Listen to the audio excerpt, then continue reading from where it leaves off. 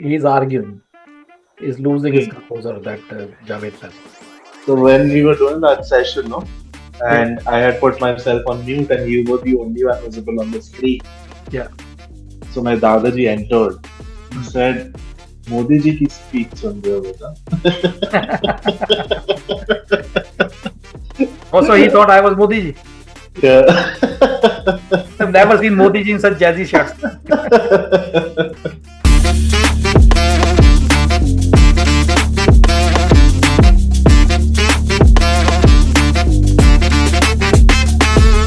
I've seen that program.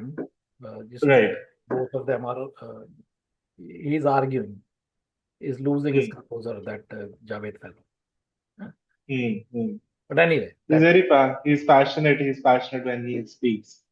So no, passionate होना एक अलग बात होती है, और जबरदस्ती forcing your view across for the sake of it is a different thing. क्या आप आर्गुमेंट विन नहीं कर रहे हो, लेकिन आप उसमें उलझे पड़े हो, मतलब जबरदस्ती आर्ग्यू कर रहे हो for the sake of arguing. तो अभी he is sitting next to a highly erudite scholar. That is his field. He is subject matter. आपका सब्जेक्ट कथा कहानी लिखना है, पोएम लिखने का है ना. You are a poet and a writer, तो आपका डोमेन डिफरेंट है. अपने डोमेन में आप बात करते, किसी और दूसरे लेखक को लाते, may be from a different domain, तो उस पे हो सकता है कि जो what you write, how you write, you know. But anyway, that's by the by. तो अभी आप आज किस देखने वाले हैं? इन्हीं की Jaggi Vasudev and Javed Akhtar. They are commenting on. तो हैव यू उसको वो किया है, मतलब कौन सा पोर्शन देखना है? नहीं, we'll just go through it. बीच में we'll keep pausing it. अगर कुछ वो होएगा बीच में, whatever that we have to skip to, if it's repetitive and all, we'll skip through it. ठीक है, let's do that then. ठीक है. I'd like to start with you, Sadhguru. You have a passion for snakes, SUVs, bikes, helicopters, adventure travel. You have a flair for entrepreneurship. Your passion is the construction business, and you're a Sadhguru. Can you spell out what is the core philosophy of your foundation, of your practices, and how do these two aspects of you sit together? Good evening, everyone. First of all, let me correct that. I have no passion for snakes or SUVs or helicopters. I'm just passionate about life and just about anything that I do. It's not about this or that. I do not know how to do anything without absolute involvement. So passion is a word that people attach, but it's just that, just about anything that I do, I do not know how to do it without absolute involvement, because it's only with involvement one knows life. It doesn't matter whether you're doing business or art or music, spirituality, it doesn't matter what you're doing. If you're not involved, you'll miss it all. So, I'm just involved. These are all names that people attach. These are only a few things that people have seen. Well, you know, I'll come back to this strand of materialism sitting well with spirituality, but before that, you know, you say that your philosophy is not even a teaching, it's a technology, and it just works. What is that? Can you articulate it? And what does it mean when there doesn't have to be personal endeavor? One doesn't have to be a learner, but you can just achieve a technology. So there is no philosophy, because generally philosophies are just fantastic explanations for those aspects of life which can never be explained. So essentially, we're here. Whatever you think about it is just your thought. But the fact of it is, if you look at this, as a human being, this human mechanism is the most sophisticated technology on the planet, isn't it? Whatever other gadgets that we have, they all come out of it, out of this one. This is the most sophisticated mechanism. You see today people are deeply engrossed in their iPhones, but what about the eye? This is the thing, this is the gadget. If you pay enough attention to this, you would understand how to operate this at its highest possible mode. So the whole process that we refer to as spiritual is just this, so that this mechanism attains its fullest capability and possibility, that it doesn't just operate in a minimalistic way. So that's why it's a technology. Philosophies have happened because of the misunderstanding of the technology.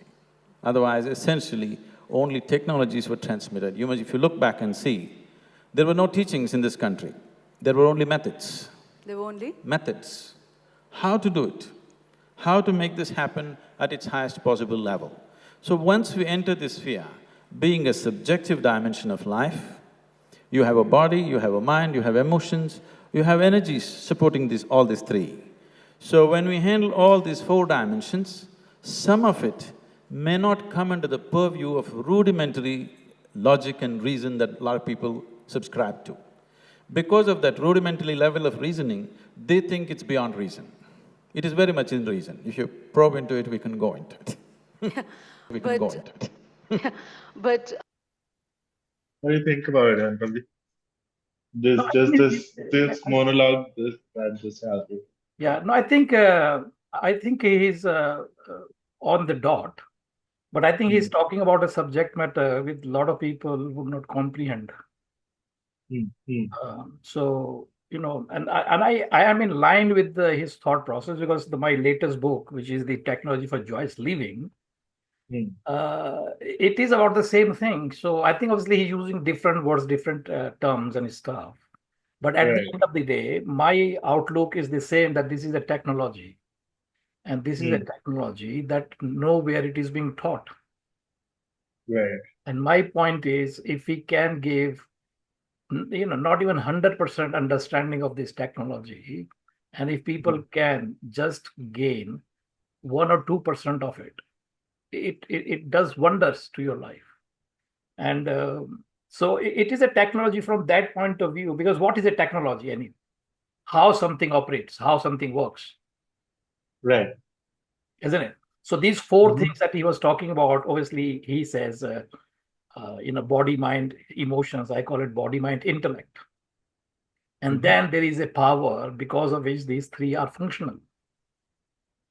So how this mechanism works, and if we understand it, and if we develop that understanding within us, and if we can, right now this system is operating on default, it's just happening. You don't know what is happening. Right. So we keep reacting and responding to it. If it is in line with my expectation, I'm happy. If it is not in line with my expectation, what is happening, then I'm unhappy. Right. So what he is talking about is, the idea is that if you develop little bit of, like any technology, so long as you don't know what it is, how it works, you keep wondering about it. You get fascinated by it. You get amazed. Oh, look at it. But the moment you know the software and its coding, then you look at it very differently. Yeah.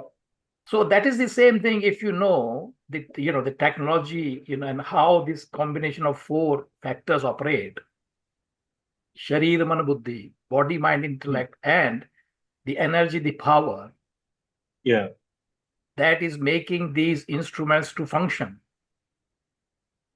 Once you understand that dynamics, that relationship, and gain some understanding over it, then you almost kind of begin to gain the ownership of it. And once you gain that ownership, then you have a very different experience of life. So that is what he's alluding to. And wasn't it too soon? She just asked, tell me a little about yourself. You're passionate about snakes, and then right into I think he was, what I liked about him, what he's trying to allude to it, that she is looking at him. So she's looking him from her own lenses. Yeah. And when she sees him working at anything, to her he appears very passionate about it. So she gains this idea that he's passionate about it. This is his hobby. So what he is saying, which is absolutely correct, he said, I am not into any of these things. Even if I have to make chapati, I will be so engrossed into it. And when you see me doing it, you think I'm passionate about cooking. As I'm not passionate about anything. Principle is, when you come to your level of understanding, and when you have this discrimination and you start to identify it, then you do not work for any but Cool, we'll just bring that back. yeah. In fact, before we go further with that, in the past, you said, yes, that, in India, there's always been methods, there hasn't been teachings. But the purpose of spirituality was, to some extent, to disconnect people from desire, from materialism, to understand the limits of that. Why is it that with the Isha Foundation's philosophy, just self-actualization is the goal, expressing yourself to the maximum you can, rather than to understand the finiteness of that? See, this understanding that spiritual means you have to dissociate with desire. Let's understand it this way. If you desire for food, if you desire for money, if you desire for a piece of land on this planet, if this is considered greed, now you want to know the very source of creation. This is super greed, isn't it? So where is the question of dissociating? It is evolution of desire, not dissociating with desire. Your desire is evolved. When you are a 5-year-old child, what you desired for completely fell away when you were 10. What you desired for when you were 10 completely was meaningless when you're 15. What you desired as 15 when you're 30 doesn't make any sense. So your desire is evolving. If you evolve very slowly, you will go at this pace. If you go beyond your experience and think beyond and reason beyond where you are, right now as you sit here, if you understand that after all you and me are mortal, whatever we may do, when you understand you're mortal, naturally the question of what is beyond, where did I come from, where will I go, this is naturally in the purview of human intellect. See, if you are not given ready-made answers by somebody, it is very, very natural that every human intellect will inquire, where did I come from, where will I go, what is the nature of my existence? So, this is not dissociating from desire, this is just evolving your desire to a new possibility. I'm going to bring Javed Sahab into the conversation in a bit. Javed Sahab, I just want to… What do you think about this? Is this… are you in line with this? No, it's not about being line with it. I think she's posing a question from a materialistic perspective. Right. And he is giving an answer, which in my view, I don't know whether it's an answer.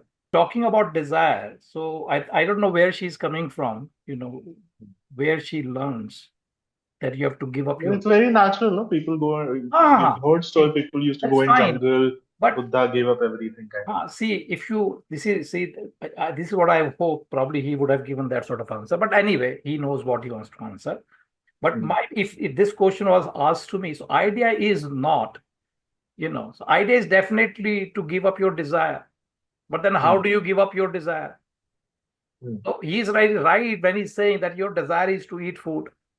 Your desire is to, let's say, buy a laptop. That's your desire. Yeah. That's fine. This is not the kind of desire which is being you're asked to disassociate with or give up or whatever.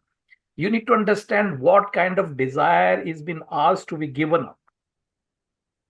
See, what happens is, if you understand the dynamics of this desire, so you need to understand how desires erupt in my mind.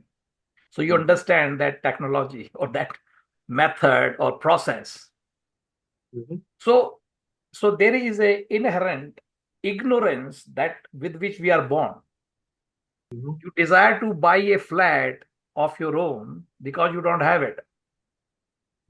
So there's always a sense of there is a gap in my life, when I acknowledge that there is a gap, there is a sense of incompleteness in my life, my mind will give me ideas, and that thought that emerges in my mind, that is a desire. So desire then pushes my mind to start scheming and plotting and planning. So you have this desire to have this flat or house, and you keep all the way to chasing your dream or your desire.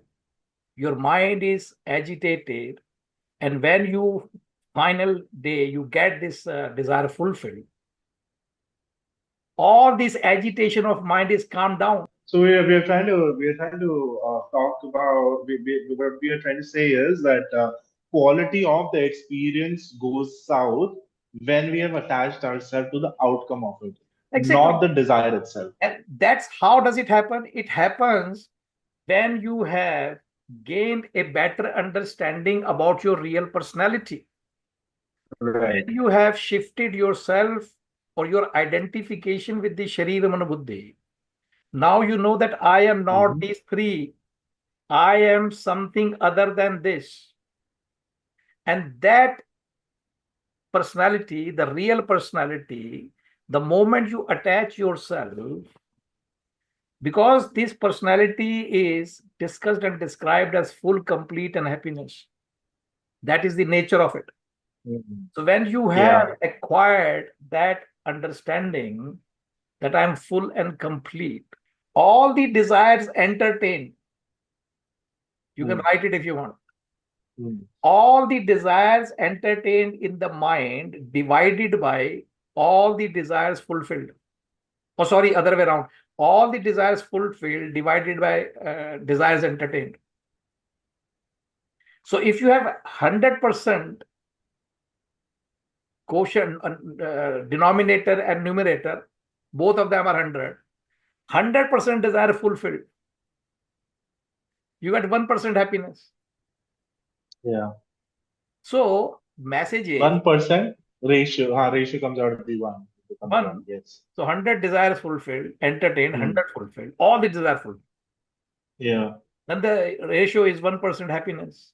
So you chase after your desires in all your life. All you're getting is fleeting and temporary and short-lived happiness, pleasure, joy, momentary. It comes and goes. Yeah.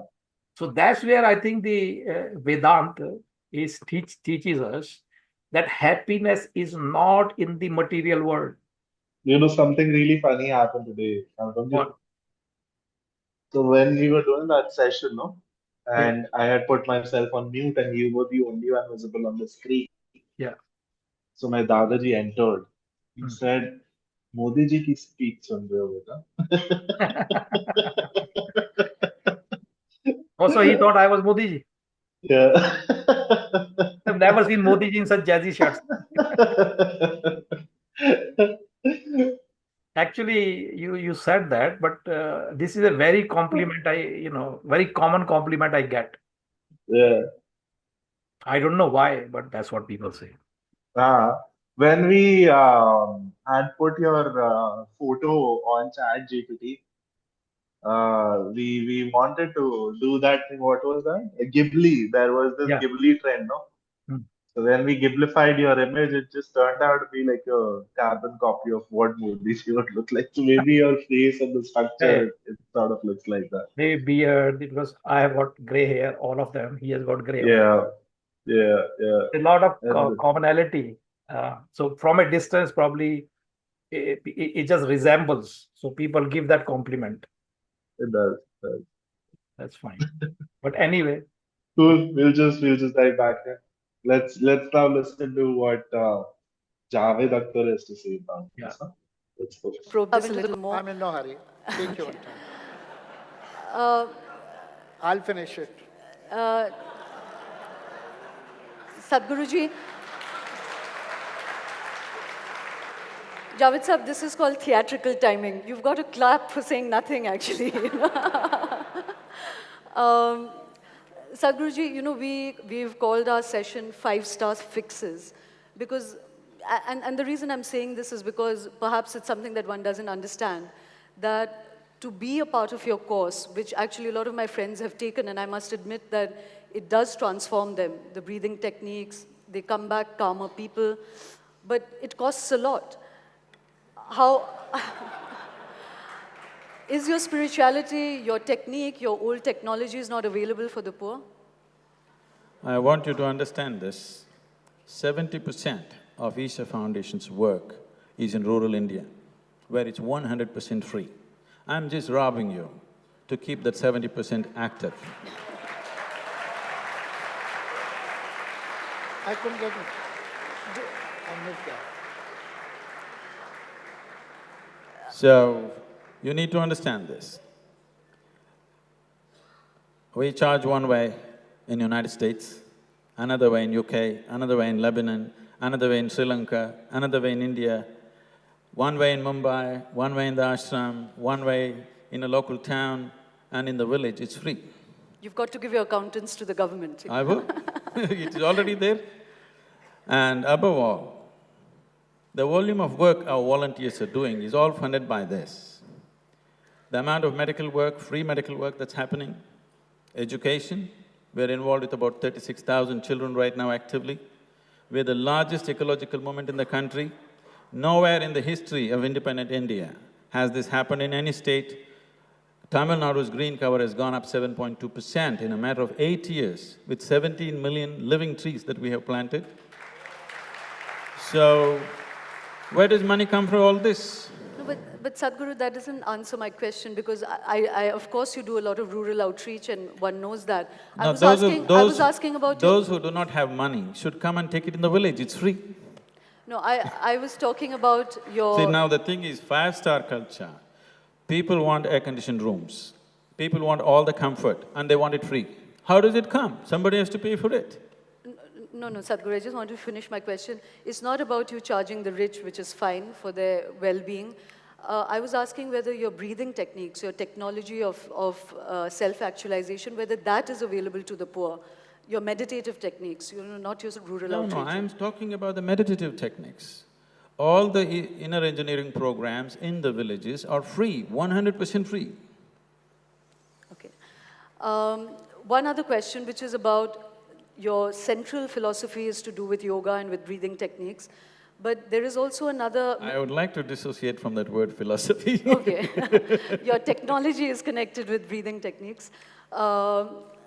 But you also believe in past life. One of my colleagues spent a week with you at the foundation and wrote a big piece.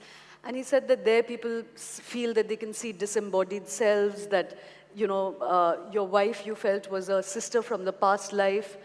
We've had James Randi here, who was shooting through this kind of faith system.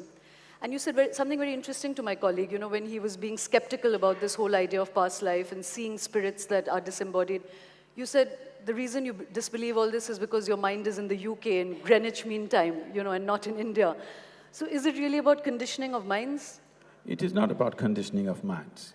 Let's look at it this way. When you were born, you were not made like this, isn't it? You were so small.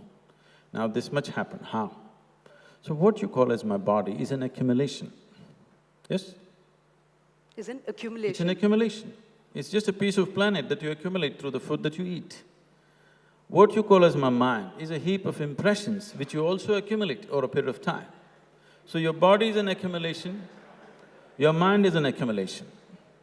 What you accumulate, at the most you can claim it's yours, but you cannot say it's me, isn't it?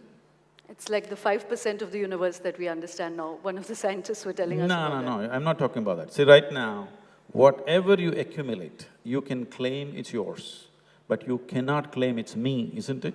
What you accumulate cannot be you, isn't it? So you gathered your body, you gathered the whole volume of your mind, so what the hell are you? Never been looked at, isn't it? You're making assumptions. So your personality, your ideologies, everything picked up, everything accumulated.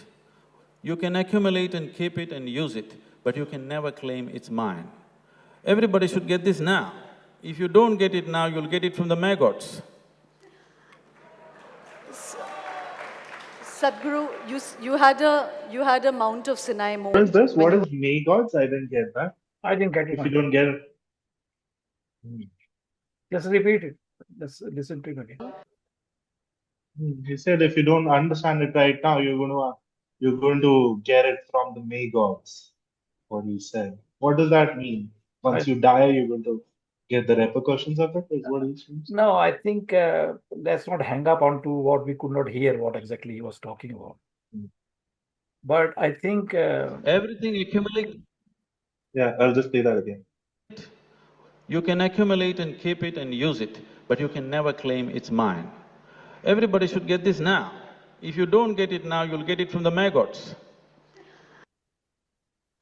what is mega? I don't know. Maybe check. I don't.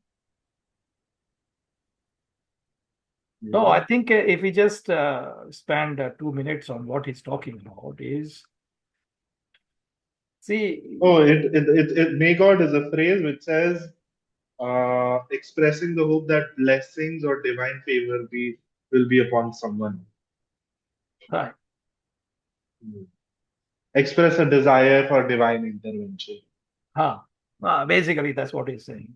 Firstly, it's like if you're ignorant, and if you have this view that God is other than myself, then obviously you have to pray to that God that is different from you. So that's what he's referring to. So basically, what he's talking about is, the body, mind, intellect.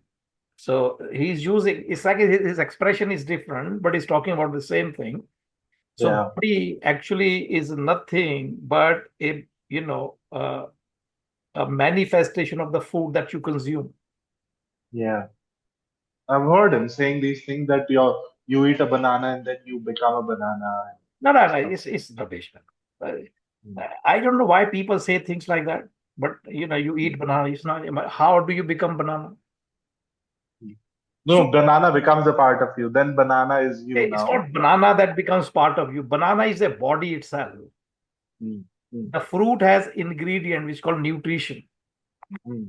So body, when you consume food, the system is so smart that it will extract the nutrients out of your food that you have eaten, and it will discard the gross.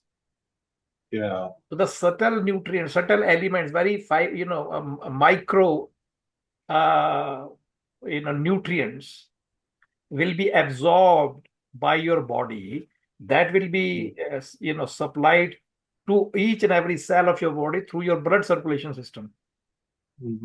So body, so this is kind of a perspective for a lot of people who don't know what body is. Body is the food that you eat. That's why in Sanskrit literature or in literature, Vedic literature, it is called Annamaya Kosh. Okay. Body is made up of food. So that is true. And mind, that is talking about intellect. Intellect is a very huge database of all your past memories. Past memories of all your experiences. Right. So there was some reference to past life, this life, that life, whatever it is. Yeah. So do you believe in this? Discussion and debate about this, what is past life. What do you think about this? Does this exist? There's a past life and there's a future life to everyone? Past life is always there. The life that you have passed is past life. No, like life before the birth. But see, so life actually, so depends if you are looking at life of this physical body. This physical body is not reborn again. The soul in it does, जिसको आत्मा कहते हैं. Atma is a continuous process. Atma is a continuous process from trillions of years. It's just going like that. It's acquiring a body, manifesting through that body from the point of birth to point of death. This body disappears, then it goes into next one. So it carries on like that. So there is a thought process which says, while the Atma leaves the body,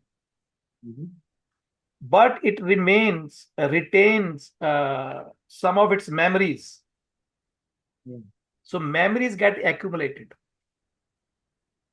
So your intellect basically is a reservoir of all your past memories.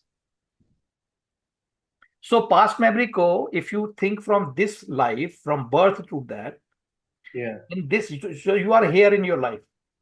Mm-hmm. This is the present moment. So all the moments of time that you have lived is past life. Yeah. So this may be your conscious past life. Then there is a subconscious past life. Then there is the unconscious past life. Mm. It is there, but I'm not conscious of it. I don't know. I can't recall it. Right. Does it make sense? It So does. before this birth, there is a pile of memory fund that came with you. With Jivatma, it is called Jivatma. The Atma that lives in the body is referred to as Jivatma. Or Atma that is conditioned in the body is called Jivatma. So that Jivatma carries with it the memories of this life. Right. So these are all the recording of or memories of all your past thoughts and actions and experiences that you have had. Even experience is a thought.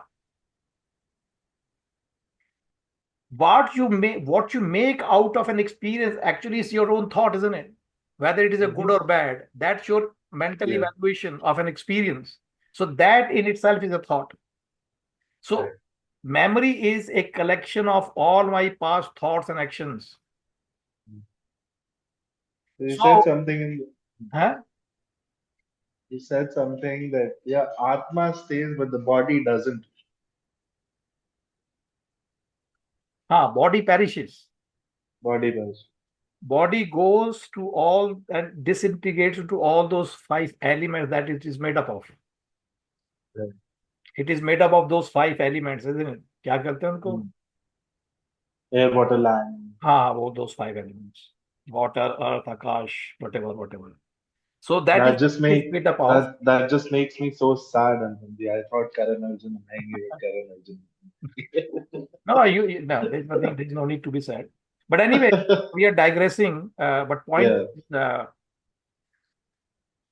So what he was talking about is that you have this kind of a thought process if it is associated with your identity, which is made up of your understanding that you are the body, mind, and intellect. Can you see what I'm talking? Yeah. When you evolve in your understanding and your identification with your real nature, which is Atma or Paramatma, then you don't have this kind of questions rising in your mind. Did I answer the question? You did. Actually, there was no question. It was just. You're just responding to what they said. So let's move on. Javed Saab, you have to not be theatrical with me. Okay. We live in a country of great faiths.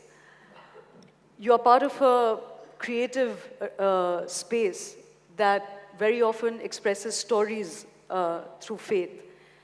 You're a committed rationalist. You know, if we see the finiteness of faith, would you accept that there's a finiteness to just reason as well? First of all, I think before starting any discussion, one should always decide on the meaning of words. Maybe you mean something by faith and I am understanding something else. What is faith? And what is the difference between faith and belief? I believe I'm in Goa. I believe there is a place called North Pole. I believe that Ethiopia is a poor country. I believe that Germany is a rich country. Is it my faith?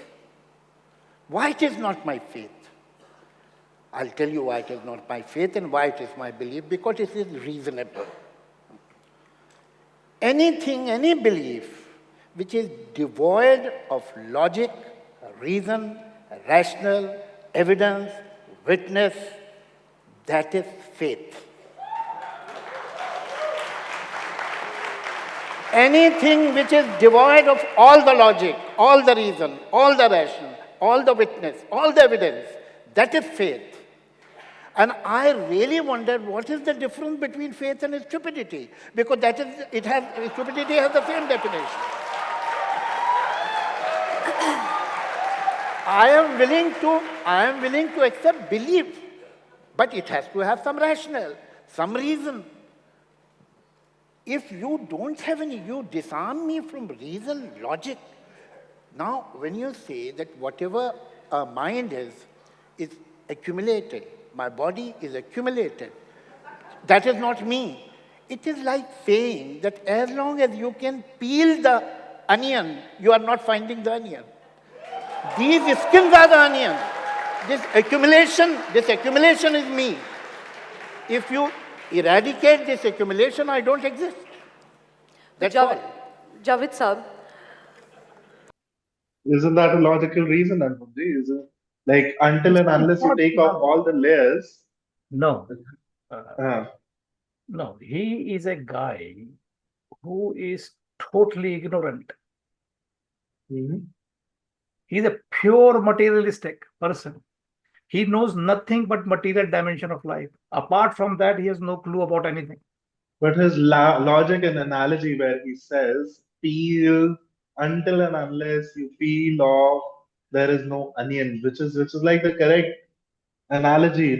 You have to take this away. This is not me. This is not me. Divide and dissect. Divide and dissect till you reach to who you really are. So that logic that you are referring to, this is called this is a formula called neti neti in Upanishad.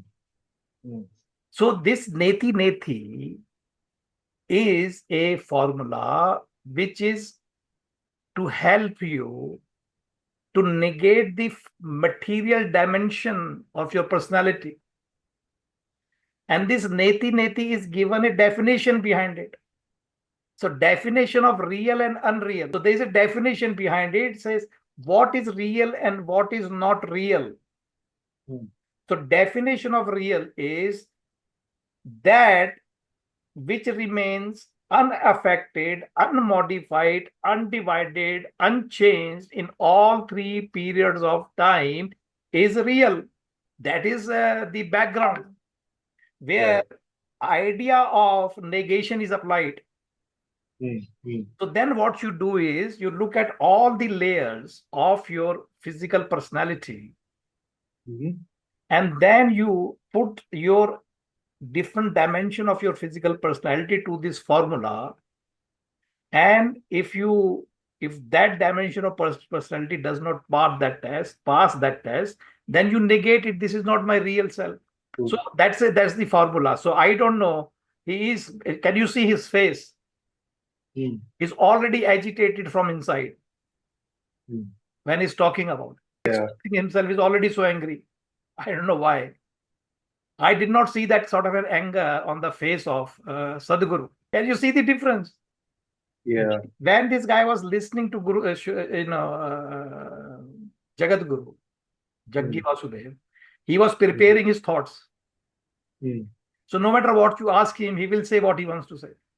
Yeah, I get you. And so what he's talking about a whole lot of nonsense. Because he does not know what the faith is meant in the literature. Faith is that belief which has the foundation in the knowledge. Anything that is based on knowledge and you have convinced yourself about its existence, only then you have faith in it.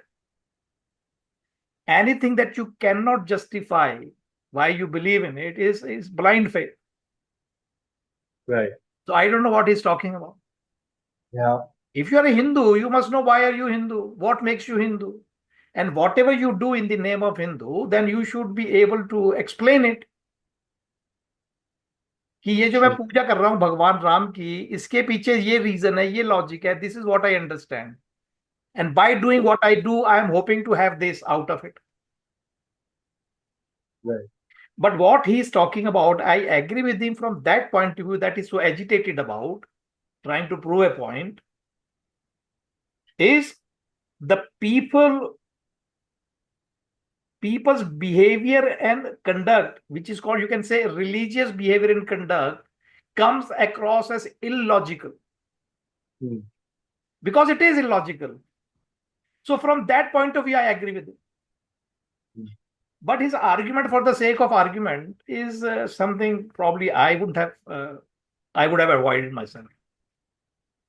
Let's go. respond to this. Okay, all right.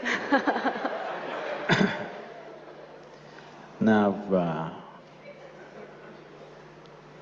you being in Nagpur right now, for sure is your belief. But you being in Goa right now is a reality, which you better grasp. Sadhguruji, just give me a moment. There's a reverberation here and we can't really hear each other. Could you just turn the speakers towards us? Or maybe give Sadhguruji another mic because we can't Not really that I can't understand him, I can't even hear him.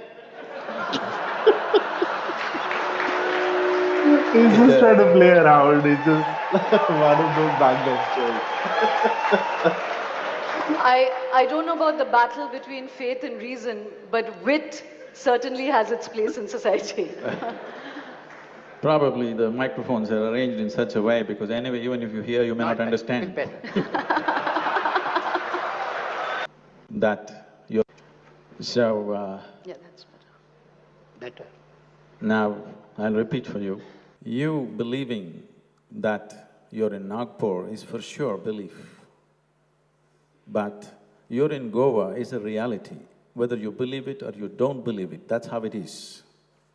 So there is a difference between reality and belief.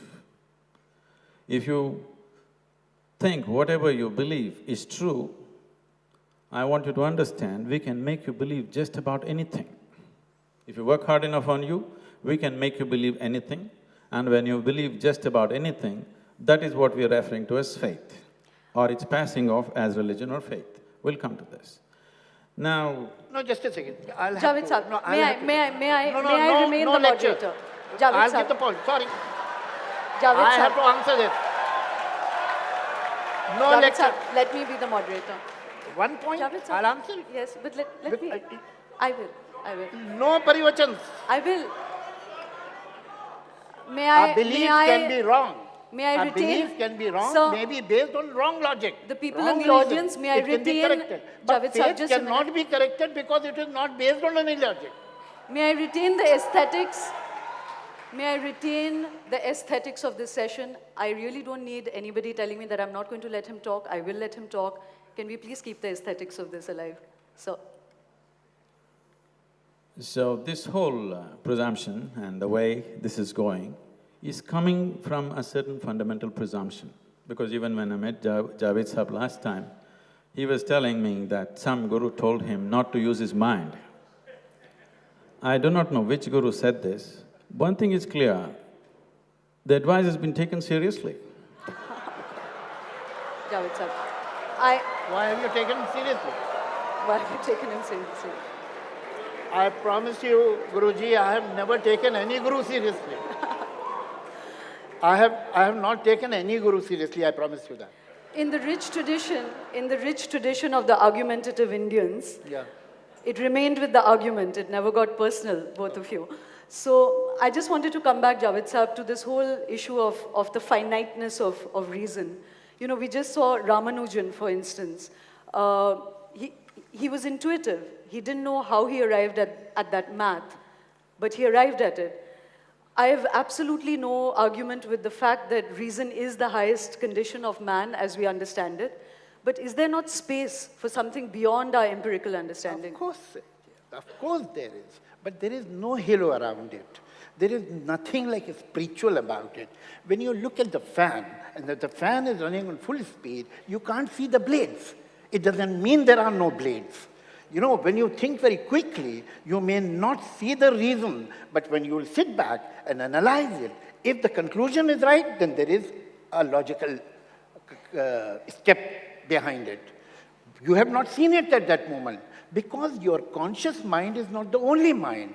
You have many parts of the mind. You lose a key, and you try to remember, you can't, and then you're talking to somebody else, and suddenly you remember where you have kept the keys, because a part of your brain was working on it. So brain is a very complicated machine. Mind is the most sophisticated computer in this universe at the moment. So you have to understand the functioning. If Ramanujan understood it, he understood it in a language which he knew.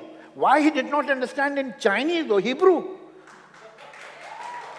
That is not possible. Ultimately, what will come, will come from your mind. You are nothing but your mind. And if that is eradicated, you don't exist. But Ramanujan actually believed that the goddess was giving him that intuition. How do you reconcile that? Would you say that he was somebody... I mean, after all, he was a human being, so what? He couldn't be right all the time. Yeah. Sadhguru, before I come back to you, Javed Sahab, another function of faith is, you know, in its refined form, not as religion, not as public religion, but as faith, can sometimes be the impulse for also the most noble of human endeavor, whether it's in art. There's no doubt about it. The faith can make you do wonderful things, and the worst thing possible. These suicide bombers are people of faith. If they would have been reasonable, they wouldn't have done that. But equally, Javed Sahab... So, faith is a blind power. Faith paralyzes your mind. And now you are capable of doing something exceptionally good and something exceptionally bad, but you are out of control. You can go either way. What about the ultra-rationalists, the communists, the Stalinist regimes? No, they are not rationalists. They are communists. They have faith. They believe in communism. I am not only against religion or spiritualism, which is the debris of religion. I am against faith. If communism is... But Sadhguru, if the whole point of your technology is to make people actualize themselves, why in the modern world is there still cult creation? Why does your photograph adorn every devotee's or every practitioner's home? Why do they not just take the technology and become independent spirits themselves? See, you don't mind if a rock star's picture is in somebody's house, okay? But people don't kill for let's rock come stars. to this. He lives a bad life, he's drugged out, but you don't mind. If a film star's picture is there, it doesn't matter. If the 12 girls from the Kingfisher calendar adorns your house, you do not matter. But you have something with me. What is the problem? No, I'll tell you what the problem…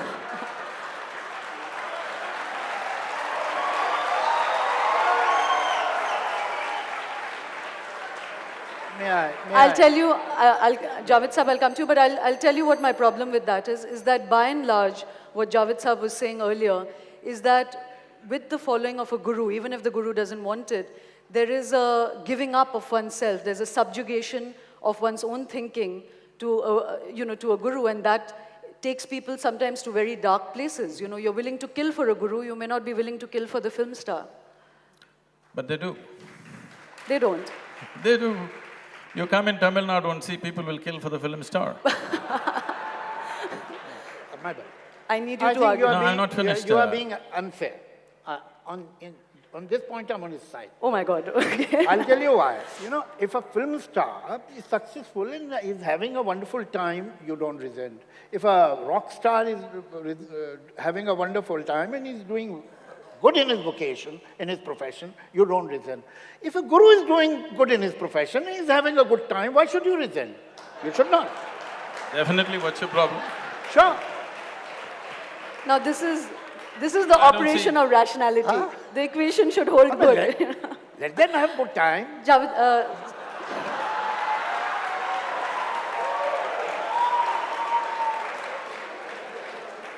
Sadhguruji, one quick question. I think my colleague is going to ring the bell any minute.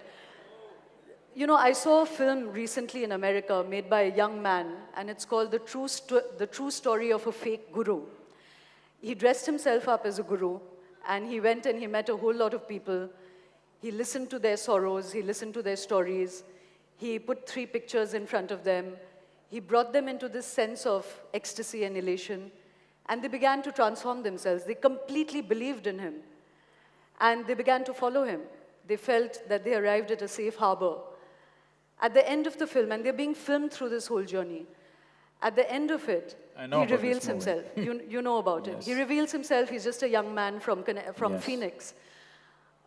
What is the answer to that, Sadhguru? See, this is why I want you to make a distinction between faith and a spiritual process. Faith is just a set of beliefs. Spiritual process begins only when you realize that you do not know the fundamentals of your existence. A seeking begins. When a seeking begins and you find your sense organs and your logic only takes you to a certain point and it's not willing to help you beyond that, then when you come to a dead end, you know there is something beyond but you're at a dead end, then you will want to know a process. So then somebody who has experienced it will offer a process. This is all it is. Now, in society, it might have found all kinds of distortions. You're picking up a bad apple and talking about apples. Sadhguru, consumption in this universe, in this earth, is really becoming something unsustainable. What kind of spirituality is it that does not talk about the finite end of consumption? You know, even as a method, even as a process, that is not part of Isha Foundation at all. See, we are always trying to curtail human aspirations, it'll never work. If I tell somebody, don't smoke, don't do this, don't do that, they will not do that. They'll anyway continue to do it or other kinds of compulsions will take them over. But if you teach them a method through which they're able to manage the chemistry of who they are, today there is substantial medical and scientific evidence, it is no more belief system. There is substantial scientific and medical evidence. Today, research has gone into the University of California, has done an enormous research on the simple Shambhavi Mahamudra, the basic practice that we teach. 3 months of practice, the neuronal rejuvenation in your brain is 241% more than the average, okay? There are any number of things like this. Now, the chemical soup that you are, you can either make it very blissful or miserable. So if you are blissful by your own nature, then all the compulsiveness will naturally drop. Whether you're going shopping or you're digging up the planet or you're seeking something else, essentially it is just this. A human being is longing to be. A human being is longing to be something more than what he is right now. But if that more happens, he wants more. If you really look at it, a human being cannot settle unless he has all of it. If you want all of it, approaching it through physical means is a hopeless means. The desire is fine, but the method is hopeless. So spiritual process means you have offered him the right method, right process for the same desire. Javed Sahib, you wanted to say something? I really find it highly amusing. It's very interesting that it is in religion, it is in spirituality. The moment they find something in science which is compatible, they start respecting science. They say, look, now even the science has accepted it. But the moment science is opposing them, then it is not credible at all. And it is the history. There was a question which I missed that time, that we have to understand through spiritualism that why we are in this universe, what are we doing here? Why have we come here? I don't want to comment about anybody else's presence. But Guruji, I know why I'm in this universe and the reason is unprintable. And the reason is? Unprintable. Unprintable. It is a pompous question that why I am in this universe. It is a pompous question what I am doing here. Have you ever thought of a mosquito? Why this mosquito is here in this world? Why this cockroach is here? There is, as far as life quality is concerned, there is no difference between a rodent and a human being, between a mosquito and a human being. The only difference is the mind. And this is the difference they want to eradicate.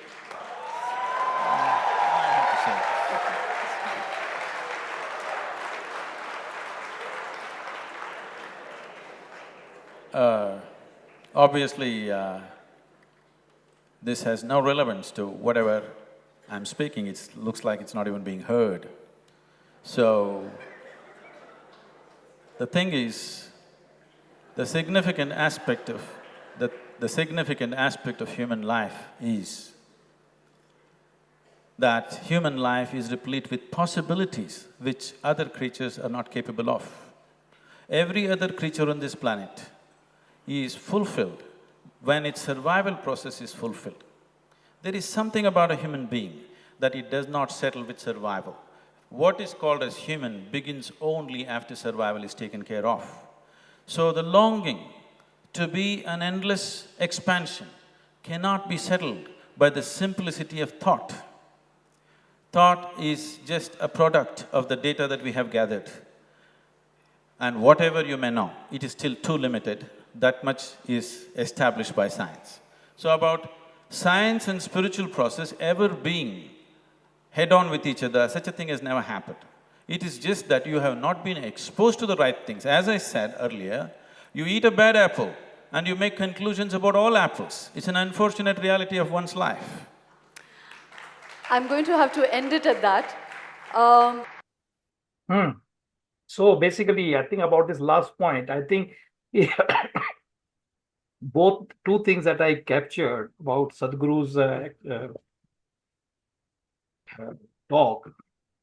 First thing he said that you did not hear me what I was saying. And that is from the minute one, he is in that state of mind.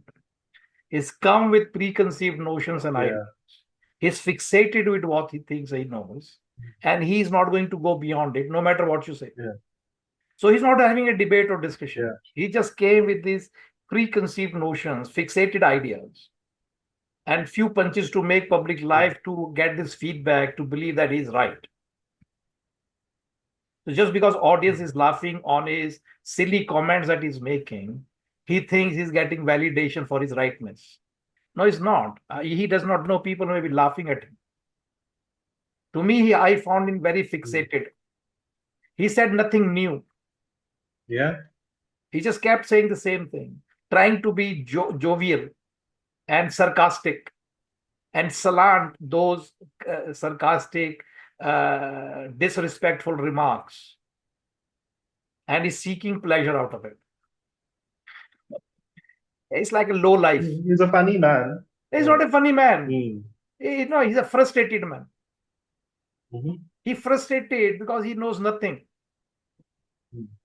As I said to you before we started this recording, he could have been better talking about his literary work. No doubt. Carry on. Who is stopping you? Believing in no belief. My simple logic is, for me to believe or not believe in anything, I must know the subject that I want to believe in or I want to believe in, whatever that may be.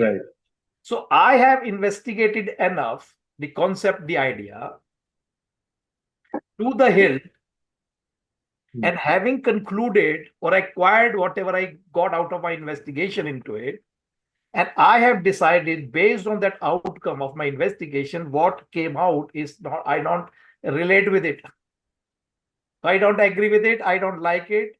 But without doing an investigation, seeing few people and their behavior and conduct, that's what the Gurudev is saying. Sorry, what is his name? Javed Akhtar. No, Jaggi Maharaj. Jaggi Vasudev. That's what he's saying. You found one bad apple. And you're drawing wild conclusion, generalized opinion. You have created a generalized opinion about all apples are bad. Because apple that I came across is bad. Or one patty, one box of apple that I bought or I came in touch with or in contact with, all of them were rotten. Hence, all the apples are rotten. That is the kind of low thinking he has. Has he met all the Hindus in the world? That's not possible, no. Anupam, Exactly. For a layman, So, for a lay person, what happens is whatever so we also keep talking about, whatever your experience is, whatever your life says to you, has to be the truth. Someone else's truth is someone else's truth. It's not truth. It's not even a truth. You should say, he's a linguist. He should be a better user of the language than you and I. I'm not a language expert. You're not a language. He is.